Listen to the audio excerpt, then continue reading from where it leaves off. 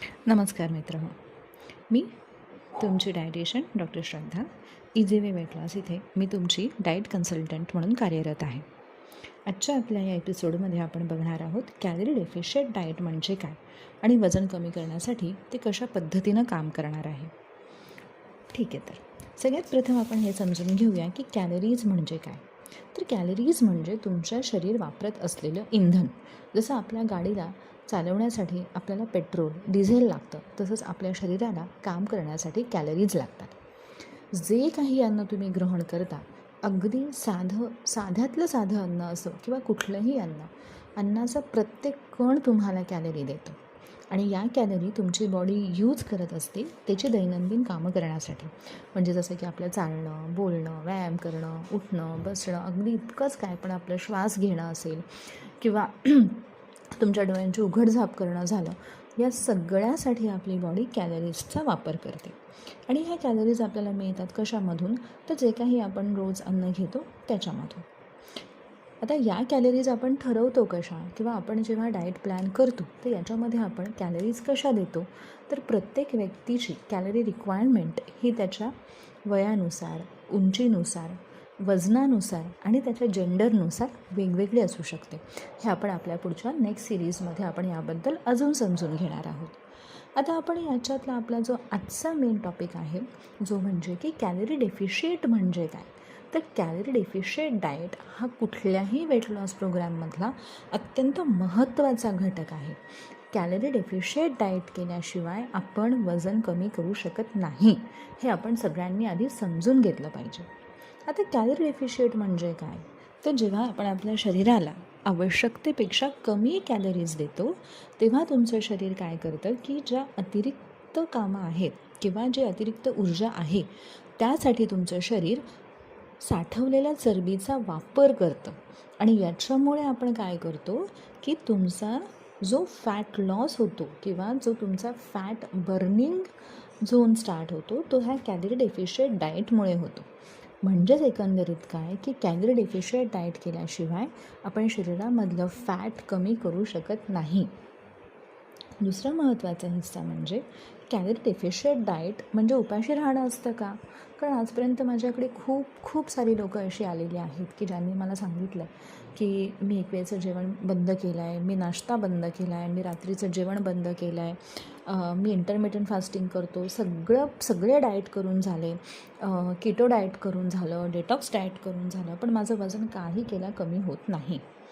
तर मित्रांनो, calorie deficit diet म्हणजे उपाशी राहणं नाही.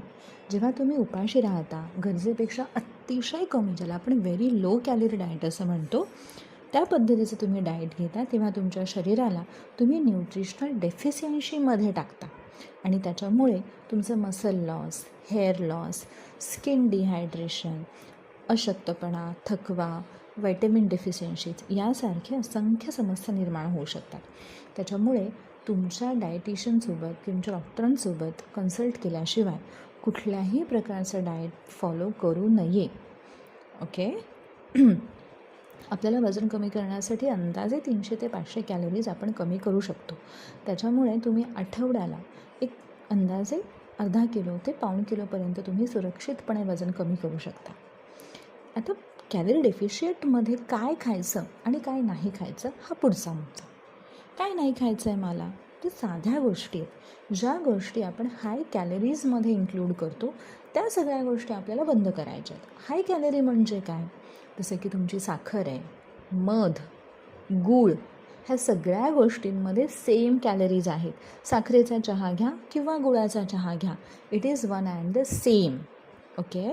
दुसरी गोष्ट, मैदा, रिफाईंड फ्लावर ज्याला आपण म्हणतो, कारण मैद्यामध्ये कुठल्याही प्रकारचं फायबर नाही आहे. It is not a complex carb, it is a simple carb, ज्याच्यामुळे त्याच्या कॅलरी कंटेंट खूप जास्त वाढतात. त्याच्यामुळे तुमचे बेकरी प्रॉडक्ट्स आहेत, मैद्याने बनलेल्या गोष्टी आहेत, जंक फूड आहे, स्ट्रीट फूड आहे, हे सगळं.